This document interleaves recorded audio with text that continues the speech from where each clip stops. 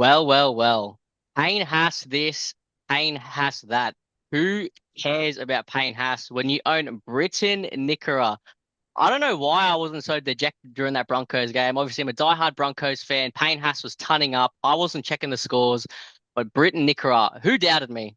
Who doubted me? Did you doubt me, Matty? Did Jamie Brown doubt me? Did the fantasy community doubt me? Oh my goodness, he's averaging like 57 in his last three games. Matty, how you going, mate? Yeah, good, mate. Good. It's nice to see Nicaragua bouncing back for you after a bit of a rough start. Um, I just need Burbo to catch up now. He had his rest last week. He had his bye. He's nice and fresh. He had his stint in the centers a couple of weeks ago.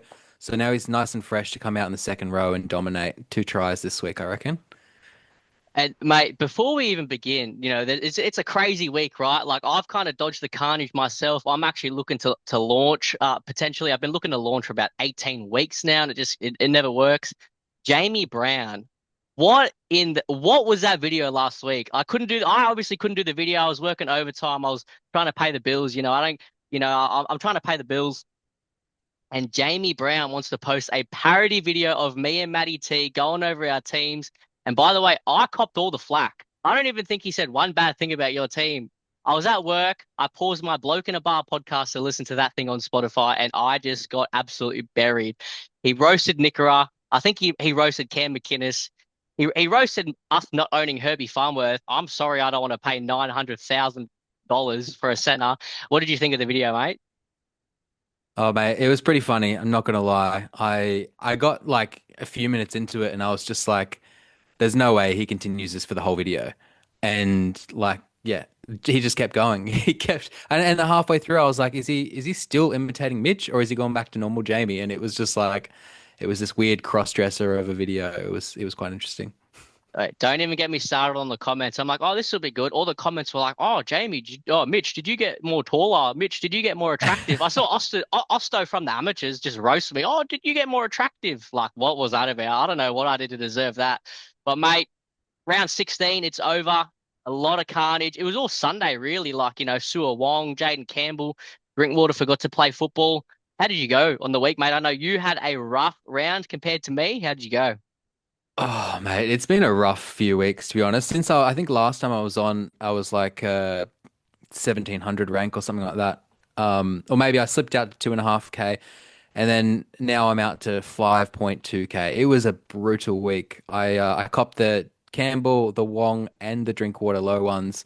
The week before I copped the Drinky, and then the week before that I copped the Tamale. So I've had a couple of bad weeks on the bounce, which yeah, it's pretty deflating. It's definitely got me in like a now or never kind of mode to launch with some trades, I think.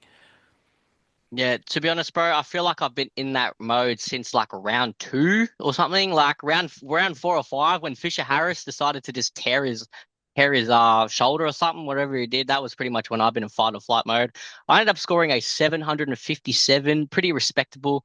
Obviously, you can do a lot of manipulating with the loops in the minor buy rounds, and geez, I hate the minor buy rounds. Playing 13, it's just such a drag. Like, what's your overall opinion on it? I think we've had this conversation a few times, but what do you think about the whole playing 13 in the minors?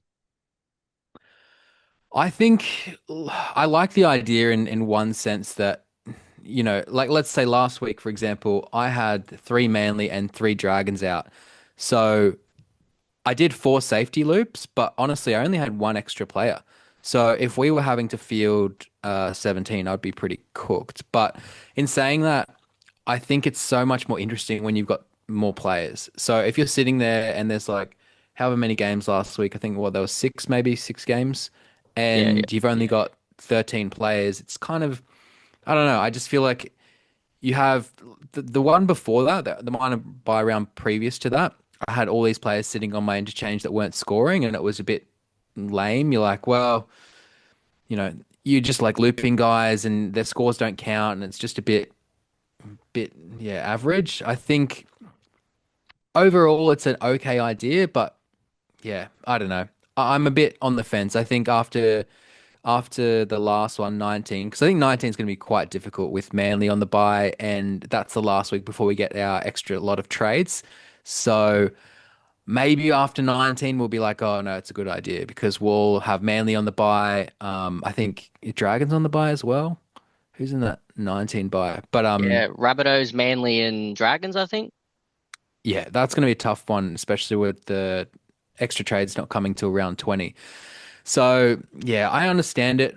I think it is a bit boring because you only have 13 players to cheer for instead of 17. But yeah, I think it definitely helps people stay engaged in the game. Yeah, I think, and that's obviously the aim of the game too. Like, it definitely does reduce the skill gap, like we've spoken about all year. But I think that's probably a good thing. Fantasy football is not really that competitive unless you're me.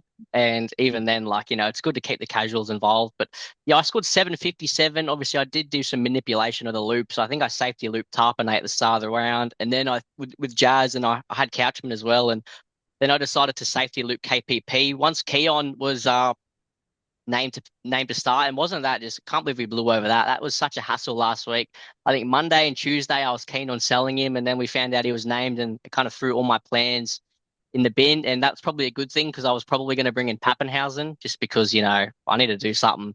And yeah, he sucks. Everyone sucks. Everyone I buy sucks. So yeah, I safety loop KPP, and I was actually so stoked when he went low because that means, like I said at the intro of the video, I could have played Britton Nickera.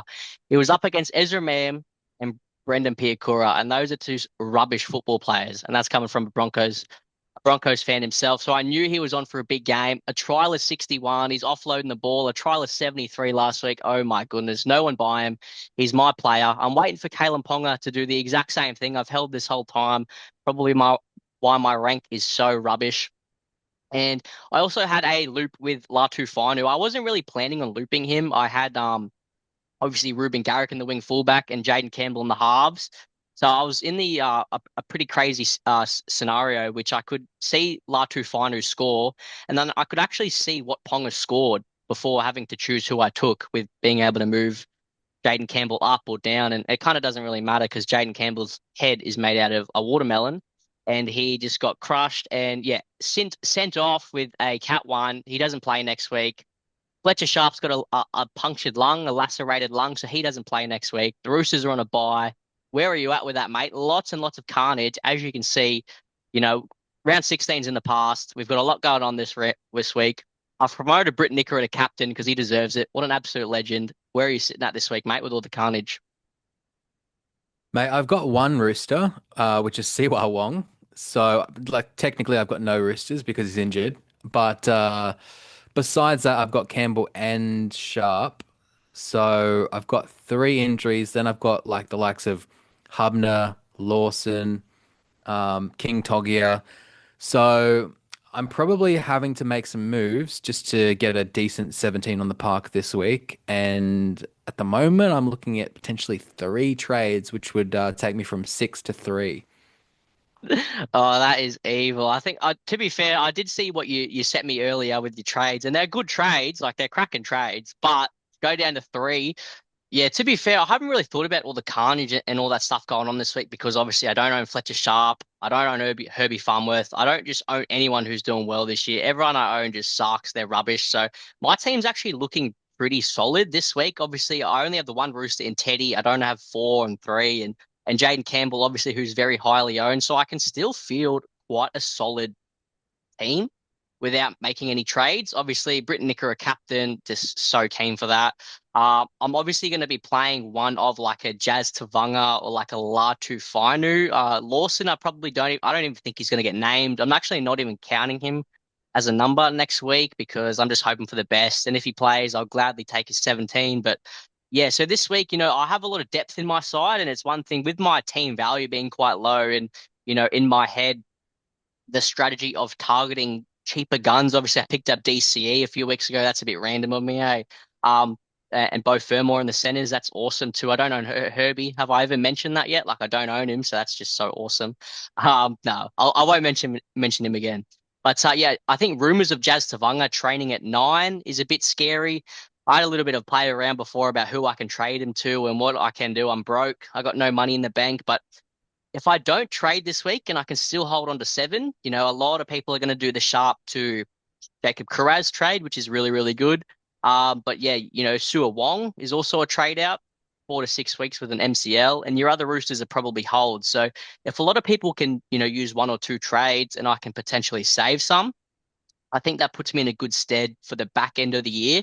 And I think that's where my main probably focus is heading into the next few weeks is just survive until we get those extra trades and I can really, really launch because there are some really, really cheap Origin guys. Like, we got Angus Crichton, who nobody has even spoken about, sitting at like 600K.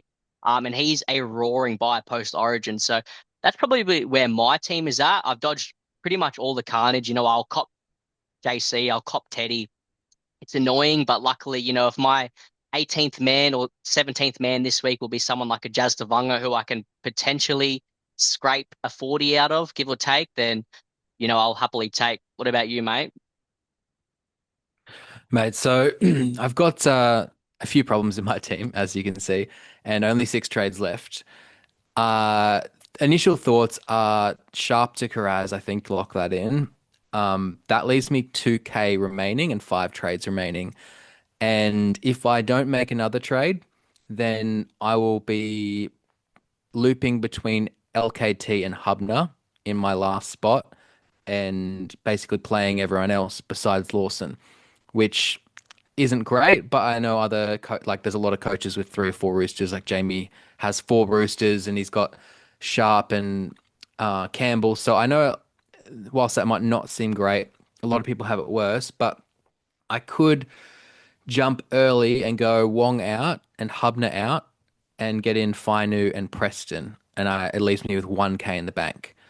What do you think of those trades? Yeah, to be honest, having, that putting you down to 3 trades is a bit icky, but those are pretty elite trades. Like Karaz and like Sharp to Karaz is, I think, going to be like 100% owned this week. Like everyone's going to be doing that who owns Sharp, which fair enough. It's going to be another player that I probably don't own. So that's just, again, so awesome. I won't mention it anymore. I'm just trolling. You Uh, had your time with Karaz. I did, and it was You had a good time at it Magic was Round. it was magical. Owning Karaz at Magic Round was just, yeah, that was, I wish euphoria that day gave me. I wish all fantasy coaches could experience it, except when I don't own him. So yeah, Preston I think is a pretty elite. He has scored a lot of tries this year. Like I did own him. I jumped on when he was like 600 and whatever it was. And it was a really, really good own for that Anzac Day clash. It made my flight home from Japan just so good, knowing he scored. I think I asked you actually. I think I told you I was like, "What's going on?" And you said Karaz scored, Preston scored. I said, "Oh my goodness, I'm so back." Yeah, So yeah, you're on the plane Wi-Fi, and I was messaging you what's going on in the game. but yeah, I really, really like it. He's priced pretty high. To be honest, like if I was in that situation, I don't know if I would just go down to Eli Katoa. Um, I think both of them will get rested again. So I think obviously both of them have no more buys, no more buys. But I definitely think with the way that the Bulldogs in Melbourne are sitting on the ladder without having it up in front of me, they probably both will miss another game.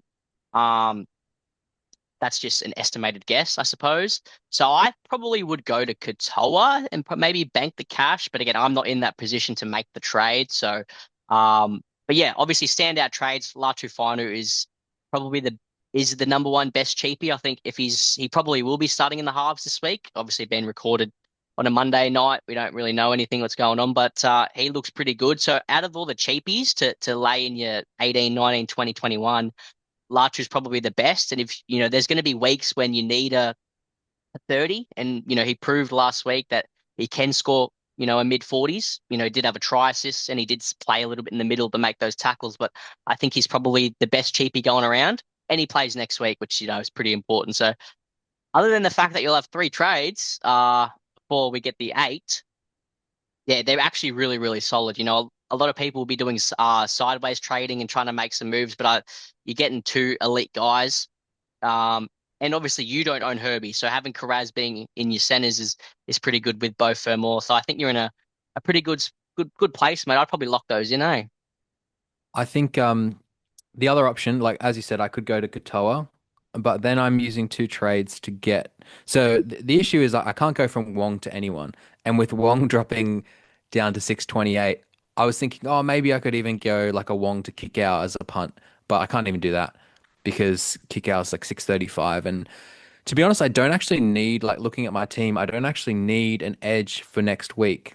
So part of me thinks, do I just wait a week and then see what happens after this week? I'm sure there'll be more carnage, and then I can just trade Wong out the following week to someone that's looking like a good option for round 18. Because I don't know, doing two trades this week for, let's say, Wong and Hubner to Katoa and Fainu, it seems a bit unnecessary in a week where I don't need to make those trades. I don't know. It feels a bit gross, a little bit, just in case one of them gets injured before next week or something like that. Yeah, like yes, but I don't know. You've still got guys like I like the three trader. Like it depends how you look at it, I suppose. Like obviously you're the one who here with the calmer mind who always, calms me down when I'm doing drastic trades. But I don't know, like it would suck having down to three, and we know what could happen. But just to strengthen your overall side, like Preston one or two edge in the game, Carraz third center, fifth, sixth wing fullback, maybe. Like, I don't know, Latu, the best of the bad bunch. You still have Hubner there who's just dead weight, doing absolutely nothing. Like, I'd probably pull the trigger. And like I said, you want to make some ranks, right? Like, a lot of teams this week with a few Roosters, like, no one's selling Teddy, Savala, or probably Nafahu White. You're not Mhm. selling Nwanga Tawaze.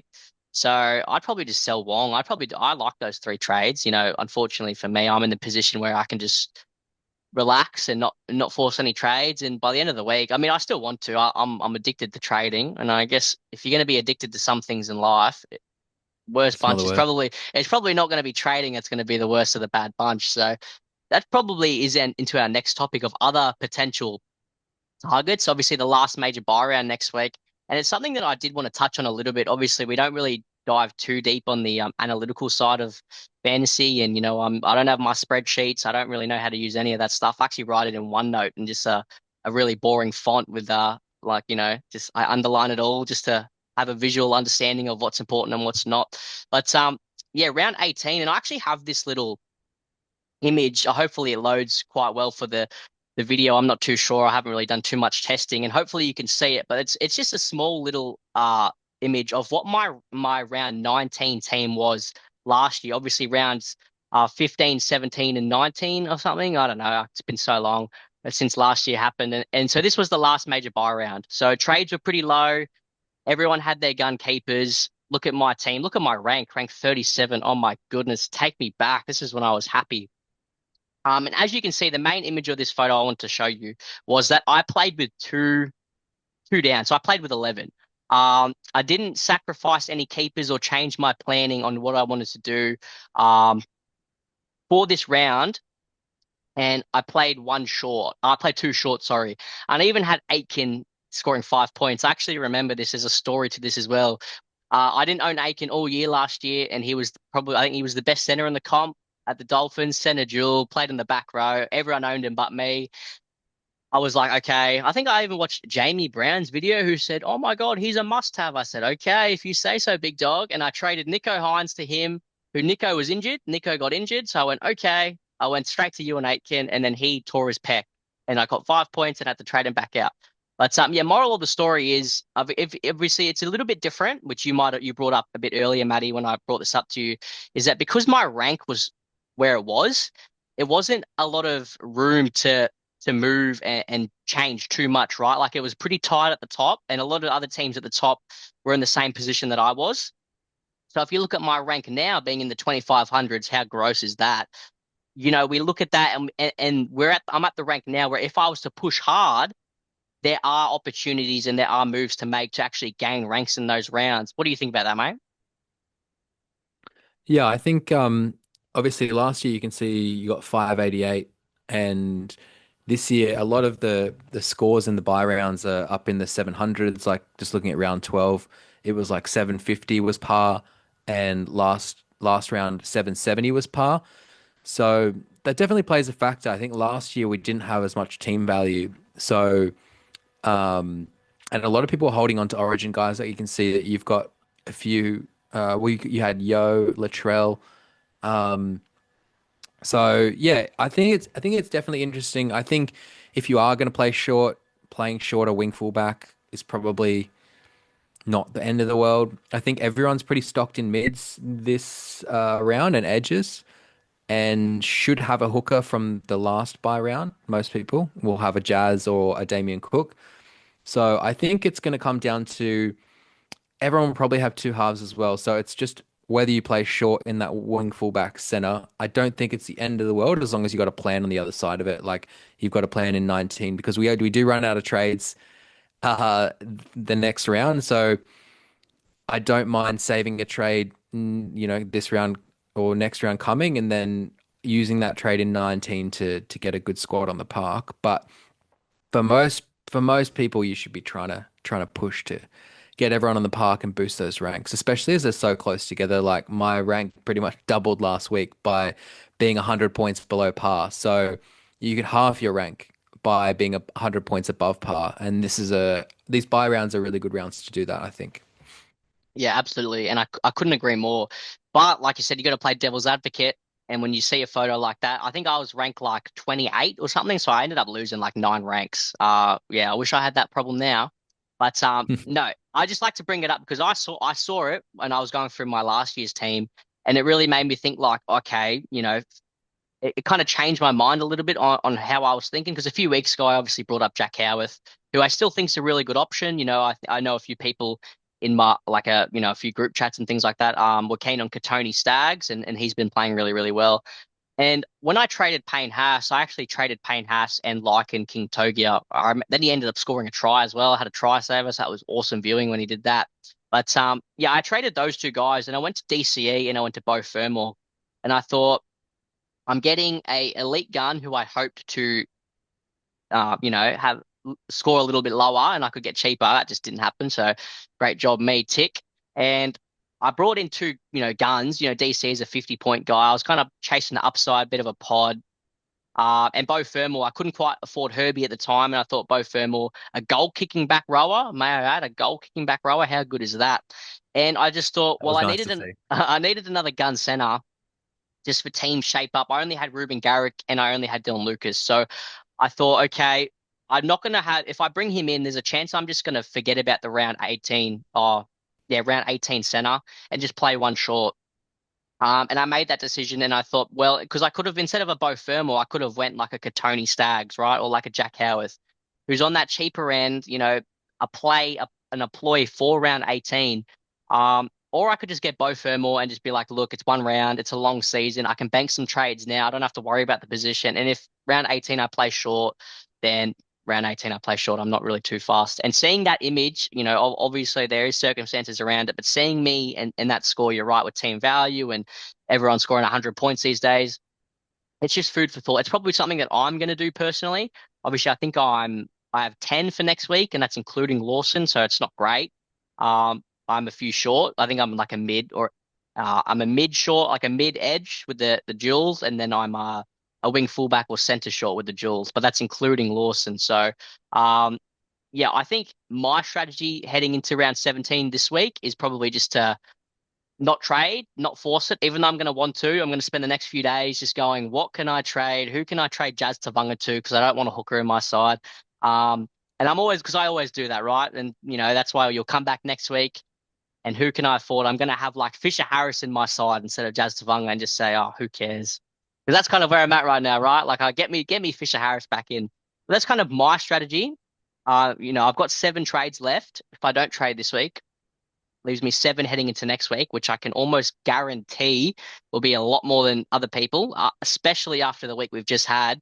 I pray to God Jamie uses 4 of them. I hope he runs out, to be honest. After last week's video, I hope he runs out. But yeah, so you're probably going to make some trades, yeah, definitely. Yeah, well, I have to. At least the Carraz, and I probably will go the Preston route. It does leave me, and this is one thing I wanted to bring up because I know Jamie's been talking about not leaving yourself too many cheapies in your side, especially towards the end of the season where you just can't get rid of them. And my team value has been going backwards the last 3 weeks. I've honestly gone from 14 mil like 3 weeks ago to 13.7 now. Every week it's just like back 100K because you got the likes of Drinky, the likes of Campbell now, Wong, Tamale losing money. I had all these guys just dumping cash, which is not what you want. But yeah, so if I did those trades, it would leave me with Vainu, King Togia, and Lawson in my team. So it is a bit dicey with the three of them, and then you throw in a Burbo on top of that, then that reserve four is looking a bit dicey. So that's the only negative to that strategy. And then you've also got the likes of Drinkwater, um, and these and Garrick and stuff, and we want to be upgrading those ideally, potentially, if they don't improve. I mean, Garrick has his couple of big scores, which is good. But what are your thoughts on Drinky, man? I know you've held the faith with Ponga this whole time, so I can't imagine you're thinking of selling Drinkwater just yet.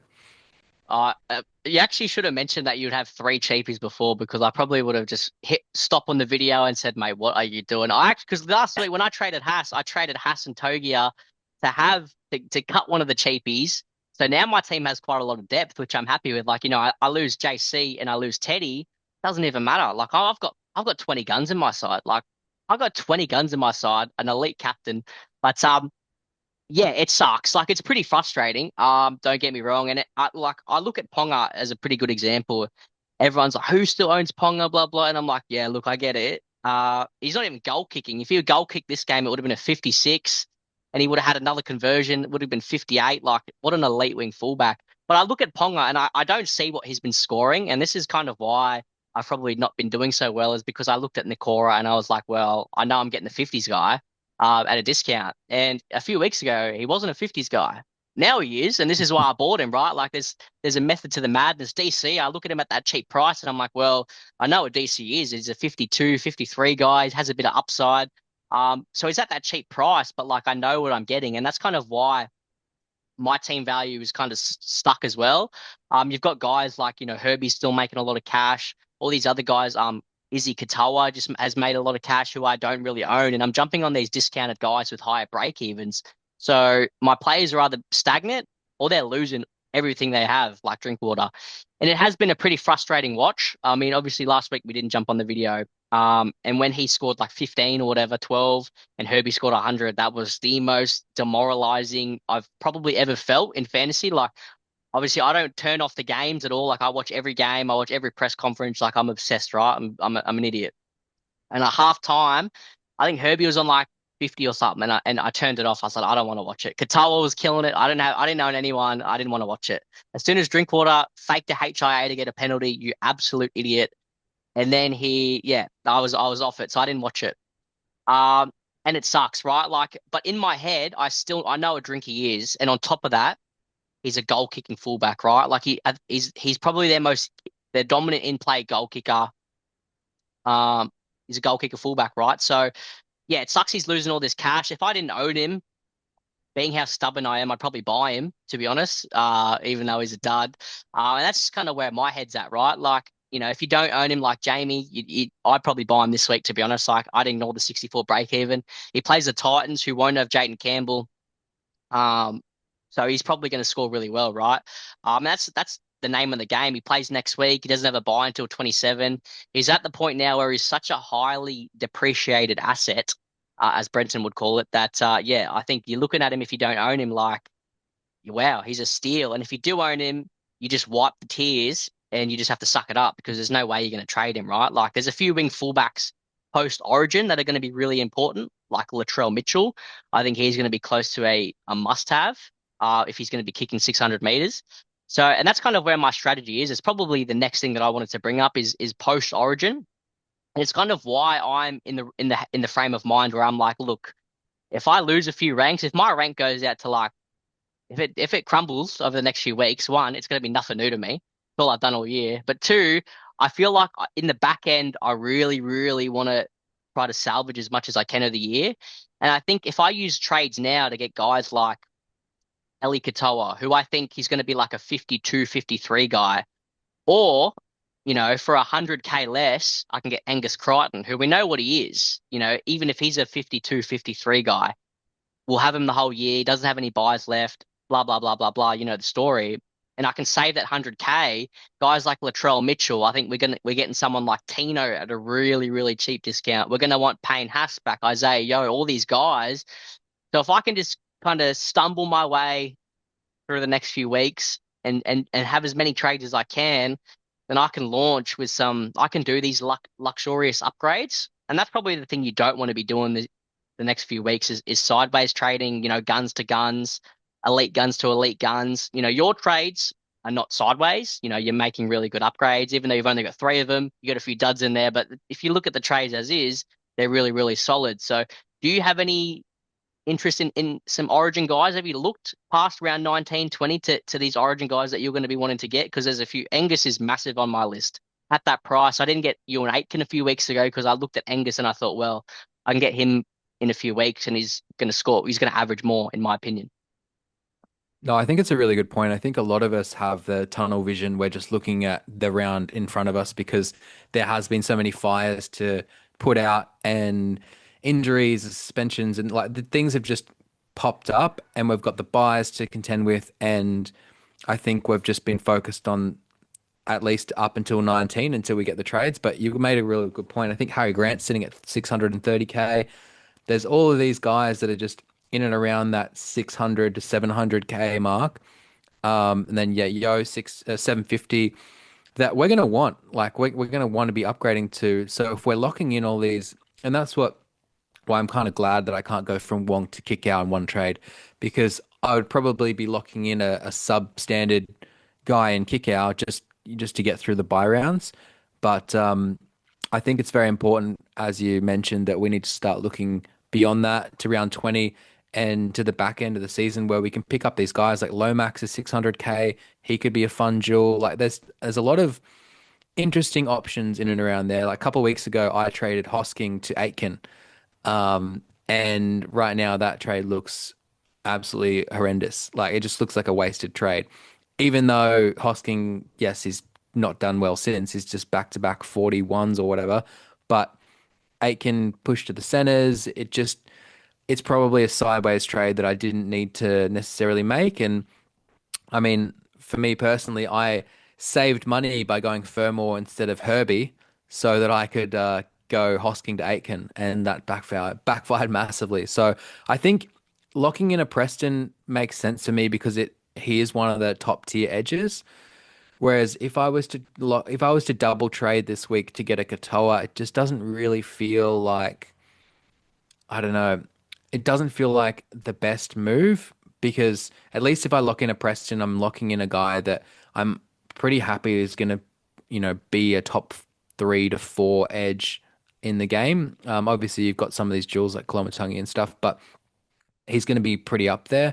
He has scored a lot of tries, so you've got to keep that in mind.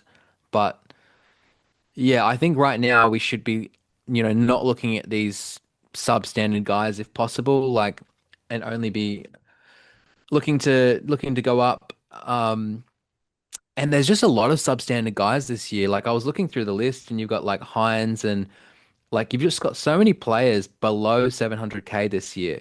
Like if you scroll up to the top, like for me, I think there's only less than 10 players that aren't in my team that are above 700K. It's absolutely insane. Yeah, it's a really interesting topic, and it's definitely important to consider too. Because if you're running low on trades, obviously we get the eight back, but who are you going to want in your side? You're going to want Payne Haas at that price, pretty Hmm. non-negotiable. You don't really want to anti-pod him. Ask Jamie last year how it felt not owning Isaiah Yo. Like it was for him, like it wasn't great. And I tell you, watching him score 100 the other day was, yeah. Luckily, I had Nicker to counter that. Because that 40-point difference is nothing to me. But you're going to want Payne Haas. You're going to want Isaiah Yo. I think maybe less Isaiah Yo potentially just with the mid position, but Penrith aren't in the position to rest, so I don't think he'll miss a game. You're gonna want to take a swing at Angus Crichton at 600K just from the dollar to what you'll get. And like I said, I think Latrell Mitchell is going to be really, really important. And these guys, like I haven't looked at these guys in the app. I haven't worried about Isaiah Yo even since I sold them. Even when I watch Penrith, I don't even look at him anymore. Angus Crichton has not existed to me since last year when I owned him, just because he's an Origin guy. Roosters horrible buy scheduling. Someone like Connor Watson could be really, really cool too. These guys who we haven't looked at in 10 weeks.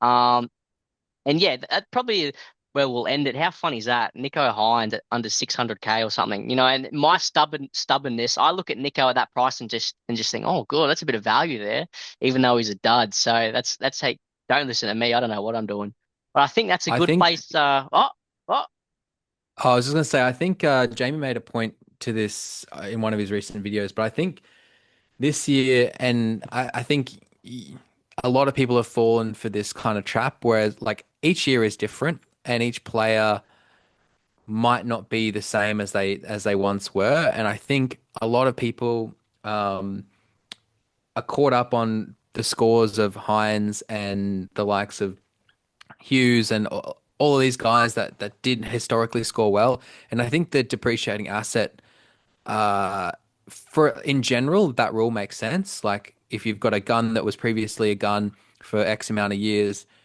and they're at a discount, you should buy them because they will revert to the mean and their score will go up most likely. But sometimes people just have bad years, and it seems like Hines is just having a bad year, and Hughes is just having a not really fantasy relevant year.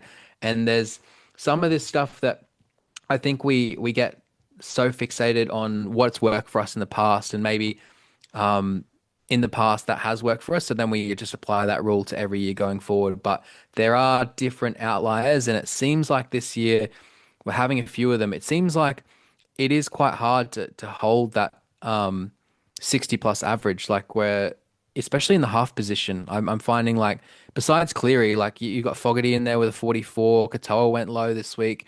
I feel like the half position is one that maybe similar to the hooker position recently, how it just became irrelevant. Like overnight, basically, in one season, it just went from being important to basically irrelevant, like last year. And but everyone was like last year, we're like, oh, we got to buy Grant because historically Grant has done really well. And I think at the start of this season as well, people were looking at Grant being like, oh, look, Grant's at a discount. Let's start with Grant because he should do well. And there is a chance that Grant could come back, but also the game has just changed. The way that the coaches use the hookers is clearly changed, and they're just not running as much anymore. They're getting up in the line, they're hitting like they're getting more missed tackles. So things do change season to season. We have to, I guess, pivot and adjust to that. So that's all I say is when you're looking at some of these guys, if they haven't had a consistent run this season of good scores and it hasn't been injury based, that the reasons why they haven't been doing well, if it hasn't been something to do with an injury, we have to kind of maybe leave it for a couple of extra games. Because if they're showing a pattern that they're not that great, then maybe we just believe them and we kind of skip them this year. yeah, that's a really, really good point too, especially when you say it out loud and you can actually have a proper conversation about it. Because me personally, a bigger, I'm pretty big on the former gun depreciating asset, which is why I jumped on these kind of guys. Not this, there's a few games there where I think with Nicker is a really, really good example, which you just know what he is, right? Well, I personally, I've played for a long time. I know what he is. He always gets to this price. And when he does, I like to jump on. I know what I'm getting. I'm getting a 50s guy, blah, blah, blah. But that doesn't really take into account for a few weeks ago where Sharks were so left side dominant. And Nico Hines was what's the right word? He was a pretender. He still is, right? But that's not what we're talking about. Nico Hines was not the same player he was a few years ago, feeding him all this ball, right? Does that make up for something? Absolutely, it does. And, I took the punt. Probably hasn't worked, let's be honest. But I knew what I was getting myself into, right? Guys like Jerome Hughes, I've been keen on for so long. He was got to 540k, and I still am keen on him, even at this price. And it is a little bit stubborn of me. Like I said, I don't jump on the analytical side of things. I don't have the numbers in front of me. Jerome Hughes last year, Cameron Munster had no groin, so Jerome Hughes played. He was the only half of that team. He did everything right. Obviously, this year it's a little different, and that does account for something. But it probably also is a really good thing we'll end on too, is in reverse to that. And a really good example is Isaiah Katoa, for me personally. Now, he started the season at 550k or something. And he was someone I was really keen on in the preseason, which I didn't really talk about too much because, like I said, it's a bit of rubbish. But, I thought there's definitely some value here, but he didn't fit into that mold of like keeper, cheapies and guns, right? You don't want to get stuck in the mid ranges. That's one thing I told myself last year. I don't want to get bombarded with failed mid ranges. And Qatar was playing really, really well, and he just kept going up, right? Like he kept scoring well, 50, 60, 50. He got to 600, he got to 620. And I'm looking at him at this price, and I'm just going, oh, like, is he a keeper though? Is he this person that we think he is, right? And every single week went by, and he kept scoring well. And I'm looking at Isaiah Katoa, like I know what he is. We've seen it for a few years, and obviously he's a young ascending player. He's the halfback. Cody Nikorima doesn't kick the ball, and these are all things that I was just looking for the negatives. He doesn't goal kick. Jamal Fogarty goal kicks, right? Like, is Jamal Fogarty Nico Hines goal kicks? And it got to the point where I just accepted the fact that Isaiah Katoa reached 770K, and I'm not paying that much for him because in my head I've seen what he is, right? But I'm not accepting the fact that this Isaiah Katoa is a jet. He runs for 150 meters, he kicks for 500 meters. Yeah, he doesn't goal kick, but he does all this. He makes 30 tackles, and now he's owned by 15% of people. He's averaging 58 points, and he's probably the second best half in the game to Cleary. Ideally, you want them both. So it definitely works in both ways, and it's something that, you know, is it a risk to take? I mean, at the start, yeah, when he was 550, but after a few weeks, guys like Tallis Duncan, Kurt Donahue, these guys who are killing it, right? Is it too late to jump on? I would say yes. But if they keep the role, they're making heaps of cash. If they score two more 50s, which they've been doing for 3 or 4 weeks, then they're going to be 650K. And it's the same cycle, right? So it's all about the mental thing. You got to know what you're doing. And there's a lot of scenarios and stuff where you can look at the stats. You can see what helps. Guys who get to a cheap discounted price are there for a reason most of the time. If the guy gets a HIA like Matt Burton, then pulls a hamstring and then comes back at 150K cheaper, it's different, right? But you got a guy like Britt Nikora who scores his 630s in a row. You jump on hoping for something different to happen, and nothing happens. You go, well, okay. Unless you know what you're getting yourself into, and you make it known to the world, hey, don't follow me, I'm doing this, and that's fine. But I think that's where I'll end it. I don't know how long this video has gone for. I'm starving. I'm hungry. You've kept me hostage. Thanks for jumping on, mate. Any wise words for the people who've made it to the end? I think a few people say that from what I hear. So what are your wise words, mate? Mate, put me on the spot with some wise words. My wise words would just be going back to what you said before. Think beyond round 19. Start to think about how your team's going to look going down the back end. Because if you make some of these big trades, like for example, for me, if I bring Preston in now, maybe I need that 100K between Preston and Katoa to make, another move somewhere else because maybe I haven't given myself any money to get Payne Haas back in. So start thinking about flexibility, giving yourself some flexibility for after the buy rounds to just start punching in some trades and really hitting the back end hard. Cracking spot to leave it, mate. Round 20, I'm bringing in Angus Crichton and Latrell Mitchell. Keen as for that. Thanks for watching, everybody. Let's have a yarn in the comment section. Leave your comments. Leave some hate for me. How rubbish is my team? How good is Matty's team? The fans love Matty. They don't like Mitch. So, no, it's a joke. It's a joke. I need to cut the video. All right. Thanks, guys. Have a good one. Cheers. See you guys. Bye.